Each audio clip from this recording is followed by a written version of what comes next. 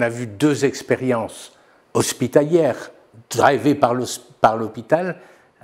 On va voir maintenant une expérience en cardiologie libérale originale. Je m'appelle Madeleine Rubini, je suis cardiologue à Nîmes. Nous exerçons en ville dans un cabinet qui comporte 5 cardiologues, une infirmière en pratique avancée, une assistante médicale. À l'heure actuelle, nous, au cabinet, on a essayé de mettre en place un parcours coronarien parce que nous avons la chance de travailler avec une infirmière en pratique avancée. Et à l'heure actuelle, si un patient fait un syndrome coronarien aigu, qu'il soit suivi ou pas dans le cabinet, lorsqu'il va appeler, il aura un rendez-vous dans les 4 à 6 semaines avec un cardiologue. Et en fonction de la consultation, l'orientera sûrement vers une consultation IPA de manière à assurer une prise en charge globale. On va essayer de prescrire une rééducation cardiaque dans la majorité des cas, avec des délais qui vont quand même entre 2 et 3 mois sur la ville de Nîmes. En fait, on se rend compte que malgré cette prise en charge, on n'est pas bon si on regarde les chiffres. 10 à 12% des syndromes coronariens aigus récidivent dans l'année et puis 20% à 5 ans. Donc, c'est ce qu'on voudrait éviter. Et on a effectivement, si on fait un petit peu des retours de qualité auprès des patients, on se rend compte qu'ils se sont sentis bien seuls dans cette prise en charge au début, alors que pour nous, on a fait le maximum. On a donc essayé au cabinet de réfléchir sur une meilleure prise en charge et donc on a mis en place, on teste un nouveau parcours, c'est-à-dire que lorsque le patient appelle pour dire à la secrétaire qu'il a fait un syndrome coronarien aigu, elle va d'emblée donner dans la semaine une consultation avec l'IPA. Consultation qui va durer 1 heure, où la prise en charge sera du coup adaptée, où on reprendra l'explication de la maladie, c'est important puisque le patient souvent est très angoissé, l'explication des traitements mis en place, pourquoi des stents, comment les stents, le traitement, les facteurs de risque.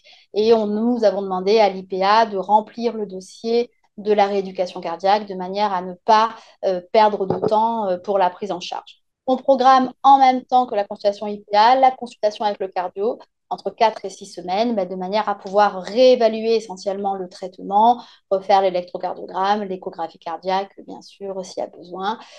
Et donc, à partir de cette consultation des 4 à 6 semaines, se décidera, et aussi en fonction de la date de la rééducation, finalement le suivi.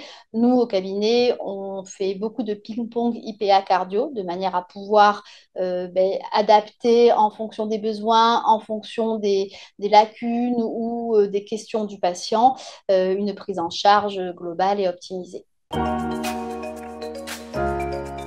Commentaire, François? Là aussi, c'est un parcours un peu différent qui utilise d'autres moyens et je dirais enfin, moi je ferai qu'un commentaire, c'est à un moment, peut-être c'est la première visite, le meilleur moment, il faut faire un peu comme une consultation d'annonce pour déjà ne pas être trop loin de la phase aiguë, remettre une couche parce que, bon, bien sûr, le patient n'a pas tout compris, et puis c'est le moment d'expliquer les antiplaquettaires, le cholestérol, le suivi, le lifestyle. Donc ça, je pense que ça relève plutôt du cardiologue, mais bon, ça c'est mon opinion. Et après, on peut déléguer des tâches. Mais il y a des tâches, celle-là, elle me semble difficile à déléguer. Et même si on a une IPA qui est très très bien, je veux dire, c'est plus touchy par rapport aux discussions sur le malade. Enfin, c'est mon opinion. Oui, mais l'IPA, Florence, elle consacre ici 1 heure. Le cardiologue ne consacre pas forcément 1 heure. C'est vrai qu'on peut être impressionné par le délai de la consultation avec l'IPA. 1 semaine, c'est du jamais vu, si je puis dire.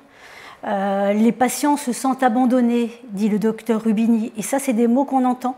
Les patients qui n'arrivent pas à avoir un rendez-vous avec un cardiologue, qui frappent à toutes les portes avec des délais inimaginables. Je pense que même si ce n'est pas un médecin qui le reçoit la première fois, c'est toujours ça. Et ça permet après d'embrayer, elle a bien dit, il y a un ping-pong avec le cardiologue, ça permet d'embrayer avec la consultation cardio. Et je trouve que cette expérience est vraiment très intéressante et montre que finalement, la cardiologie hospitalière doit travailler avec la cardiologie de ville. On a le même objectif et il faut probablement qu'on crée des réseaux en ville avec les cardiologues de ville, c'est majeur. majeur. Mais je crois que ces réseaux, en fait, ils existent Il faut déjà les formaliser. intuitivement. Il faut les formaliser. Il est clair que cette prise en charge de la prévention secondaire est fondamentale.